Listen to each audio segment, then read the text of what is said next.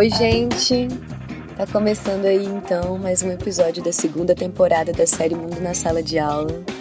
Essa série que tá linda demais e que é produzida inteiramente por nós, estudantes, que participamos da equipe do Mundaréu.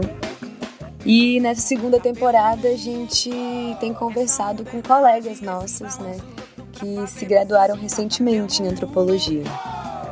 Convidamos antropólogos que defenderam suas monografias nos anos de 2020 e 2021 para nos contar um pouco sobre o tema, os resultados, a pesquisa de campo e os desafios, as histórias dessas experiências tão importantes na nossa formação. São TCCs da UNB e da Unicamp, já que o Mundaréu e o Mundo na Sala de Aula são fruto de uma parceria entre essas duas universidades. Pois é, e a ideia de trazer essa galera para conversar com a gente, ela veio justamente para além de aprender com, e conhecer uma antropologia produzida por estudantes, que nem sempre é uma produção valorizada, foi uma ideia que veio da possibilidade de uma aprendizagem, de uma inspiração com esses processos, vividos por outros estudantes. Mas enfim, eu sou a Melissa, eu sou estudante de licenciatura e bacharelado em antropologia lá na UNB. Eu sou Hugo Virgílio, sou aluno de antropologia na Universidade Federal Fluminense. Para quem não me conhece, eu fiz mobilidade acadêmica na Universidade de Brasília no ano passado e comecei a participar do Mundaréu desde então. Hoje a gente vai estar aqui com a Vicky. Você se apresenta para o pessoal que está ouvindo a gente? Meu nome é Vitória Smith, eu me graduei em antropologia na UNB e o tema do meu TCC foi Memória, Verdade e Justiça, o Estado brasileiro e as violações de direitos humanos cometidas entre 1968 e 1979.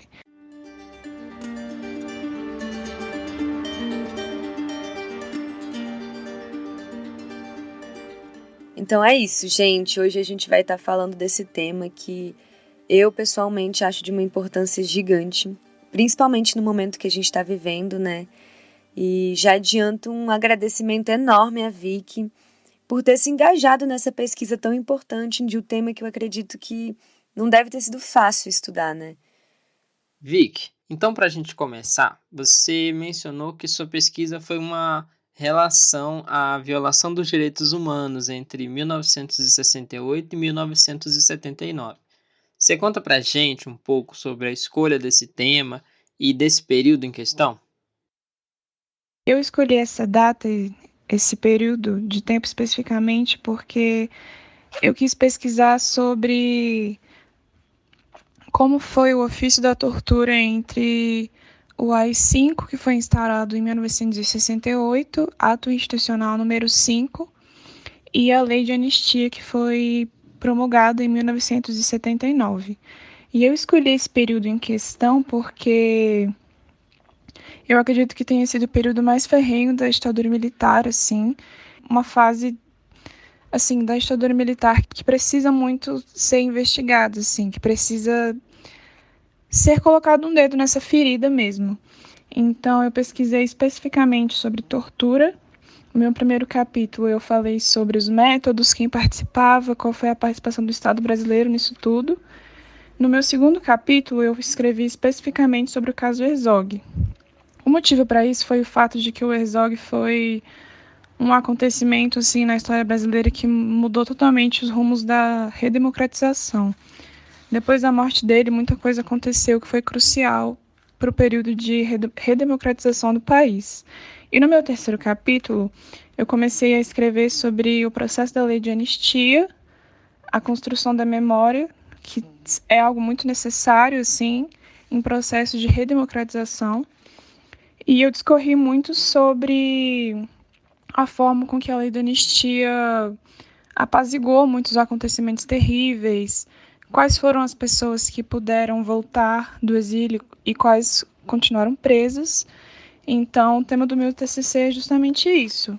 Só para situar aqui rapidinho, gente, o Herzog, ele, para quem não sabe, foi um jornalista e militante dos direitos humanos, bem conhecido e que foi torturado e assassinado durante a ditadura. Nossa, Vicky, eu achei muito interessante a forma como você aborda a questão da memória.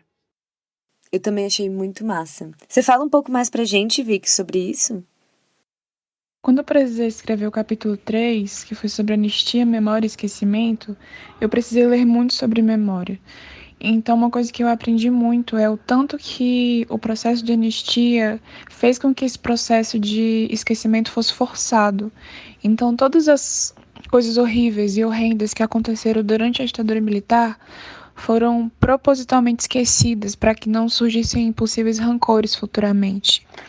E um povo que não conhece a sua história é condenado a repeti-la, né? Isso é fato. Eu acho que esse foi o maior aprendizado que eu tive no meu TCC, assim, tipo, uma coisa que eu aprendi estudando história do Brasil, especificamente ditadura militar, é que a gente nunca aprendeu nada com a história, assim. Então eu acho que muitas das coisas que acontecem hoje em dia, assim, o fato de a gente nunca ter tido esse estímulo em relação à memória, não só fez com que a gente elegesse um presidente como o Bolsonaro, como também faz com que muitas pessoas que já cometeram erros gravíssimos assim na política, coisas tenebrosas, ainda atuem, ainda recebam palco, ainda existam nesses ambientes políticos, porque a gente tem uma construção histórica mesmo de apagamento, assim. Essa questão de memória coletiva não é tratada no Brasil. Eu tenho uns sentimentos muito ambíguos, assim, em relação à anistia, justamente por conta disso, assim, porque é um esquecimento forçado e anistia, a tradução dessa palavra a partir da origem grega dela é esquecimento, é isso que significa. E eu imagino que esse processo de escavar a história do Brasil em busca das suas memórias, né, das nossas memórias, E no caso do seu TCC, de memórias tão violentas, né? Pois é, eu fico imaginando que deve ter sido difícil demais, assim, e doloroso esse processo.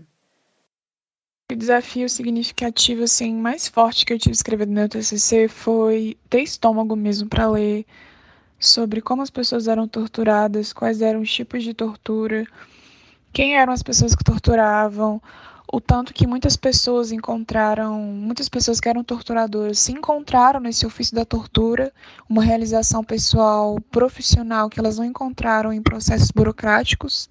Eu acho que isso foi o mais difícil para mim, assim, o fato de muitas pessoas terem encontrado prazer no ofício de torturar outra pessoa. Isso para mim foi perturbador, assim, porque eu acho que existe esse imaginário coletivo de que torturadores são monstros e são pessoas que vivem escondidas, mas não é isso, assim. Torturadores são pais de família, são delegados, são médicos que atuam examinando pessoas que foram torturadas para saber o quão torturadas elas conseguem ser mais, assim. São enfermeiras, são médicos legistas que falsificavam atestados de óbito para não mostrar que essas pessoas morreram sob tortura. O ofício da tortura, na ditadura militar especificamente, um pouco, de certa forma, muito diferente do que foi a tortura no Estado Novo, ela recebeu muito investimento empresarial e muito investimento estatal também. Então, acho que o maior desafio para mim foi ter estômago mesmo, assim, para ler tudo isso e para chegar no momento de escrever sobre memória e perceber que aquilo foi propositalmente esquecido, assim, para não revirar essa ferida, para que não surgissem possíveis rancores. E o rancor tem uma função social muito grande, assim, muito grande mesmo e muito importante. E historicamente a gente não teve isso, assim. E, enfim, para mim foi muito difícil lidar com tudo isso, lidar com os depoimentos de mães com filhos desaparecidos, lidar com depoimentos de pessoas que foram torturadas, escutar essas coisas, assistir essas coisas, ler essas coisas, é muito doloroso, assim.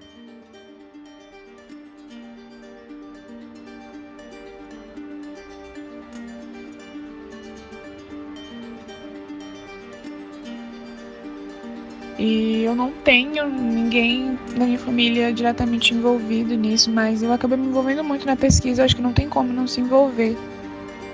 E esse foi o meu maior desafio, assim, foi ter estômago para lidar com tudo isso, e processar e viver a minha vida com todas essas informações na minha mente. E como que a sua pesquisa foi feita? Assim, quais materiais arquivísticos você usou? Então, o maior foco na minha pesquisa foi leitura bibliográfica, assim, intensamente. Eu li muito e eu fiz muita pesquisa documental também de documentos que são disponibilizados online no site da Comissão Nacional da Verdade e na Comissão Anísio Teixeira e na Comissão Rubens Paiva também. Eu usei muito esses 3 sites e todos os documentos que eles tinham, principalmente as transcrições das entrevistas que as comissões fizeram. Então, o que eu mais usei de material para minha pesquisa foi muita leitura e muita análise de documentos que foram disponibilizados nos sites das comissões da verdade. Eu não cheguei, a realizar entrevistas, a ver documentos físicos, porque as sedes não tem aqui em Brasília. Então, a minha pesquisa foi estritamente documental e bibliográfica, assim, de materiais que eu encontrei online. Pois é, Hugo. Eu acho que uma coisa que foi propositalmente esquecida tem um motivo para isso, né? Existe não só um motivo, mas pessoas que não querem que isso seja revirado. Então eu acho que exige uma coragem enorme fazer esse trabalho de, como a Vicky mesmo disse, pôr o dedo na ferida, né? Mas enfim, uma coisa que eu acho muito interessante da gente pontuar sobre esse processo é que a pesquisa da Vicky foi estritamente documental, né, como ela falou. Sim, e é legal porque isso ajuda a gente a entender a construção do fazer antropológico. Como a gente pode fazer perguntas e procurar respostas em documentos. E como é múltiplo esse universo, né? Ouvindo a Vicky falar, a gente vê que mesmo não fazendo pesquisa com documentos físicos, ela encontrou muita coisa online. Exato, e quando a gente pensa em pesquisas que tenham como foco a análise de documentos, a gente pode incluir aí também as muitas formas em que os documentos podem aparecer, escritos, em áudio, em vídeo. E como assim como uma antropóloga que faz pesquisa com pessoas físicas, né? Ela se envolve com o universo das suas interlocutoras, como o Mundarel vem mostrando pra gente, mexer com documentos também cria um envolvimento muito grande com o universo que a gente estuda, né? Mexe com a gente. E até de uma maneira física, né? Que acho que é um pouco o que a Vicky mostra pra gente quando ela diz que precisou ter estômago para realizar a pesquisa dela. Uhum. E uma última coisa que eu queria pontuar é como essa discussão sobre pesquisas documentais ganhou muita força nesse momento de pandemia. Muitas antropólogas viram seus planejamentos de ir em algum lugar e fazer campo serem completamente impossibilitados pelo isolamento social. E isso gerou muito desespero, né? Assim. Sim, e eu acho que isso está muito ligado com essa criação de um imaginário da antropóloga como a pessoa que tem que ir e viver em algum lugar, né, para ser interpelada pelo campo, principalmente na graduação. Nesse processo de escrever o TCC, a gente vê como muita gente acha que não vai estar fazendo um trabalho antropológico de verdade se não estiver lá em campo, né, com pessoas físicas. E eu acho isso muito ruim, porque a gente precisa saber que a antropologia pode ser feita de muitas formas. Então, que bom que a gente pôde ouvir um pouquinho dos processos da Vicky hoje aqui para mostrar isso, né? Principalmente porque foi uma pesquisa realizada com documentos que são disponibilizados online, que agora, nesse momento de pandemia, tem se mostrado um meio muito importante para a realização das nossas pesquisas, né? E, bom, espero que esse episódio possa ter servido aí tanto para acalmar e ajudar quem está passando por esse processo de fazer uma pesquisa do TCC agora, na pandemia, quanto para abrir o leque de possibilidades de pesquisa para momentos futuros também. E acho que é muito importante que a gente faça esse exercício de lembrar como os documentos são importantíssimos e também são agentes sociais. Podem construir verdades e escondê-las também. Ou ser nossa porta de acesso às memórias, né? Tem que ter boa arrancada, tem que ter boa saideira, tem que ser com moderação. É isso, gente. Então, vamos finalizando por aqui esse episódio. Eu espero que vocês tenham gostado, tanto quanto eu, de ouvir a pesquisa da Vitória. Foi muito lindo conhecer esse processo. E a gente só tem realmente mesmo assim a agradecer a Vicky por ter dividido um pouco dele com a gente. Sim, queremos agradecer demais a Vicky e a toda a equipe do Mundaréu em Brasília e em Campinas. Especialmente a Soraya Fleischer e Daniela Mânica pela coordenação desse projeto de pesquisa, ensino e divulgação científica. Para quem quiser saber mais informações sobre o trabalho da Vicky e outras coisas que a gente tiver conversado aqui no episódio, acessem a descrição ou acessem o nosso site www.mundarel.labjor.unicamp.br. É isso. Tchau, galera. Até uma próxima. Tchau, tchau! De metformina, eu controlei a minha insulina. Com minha rima, calibrei energia. Perdi a linha e dominei as pistas. Água, minha gasolina, swing, melanina. Você se arrepia ouvindo a minha língua. Modernagem afiada, loucura de família, vibra o centro.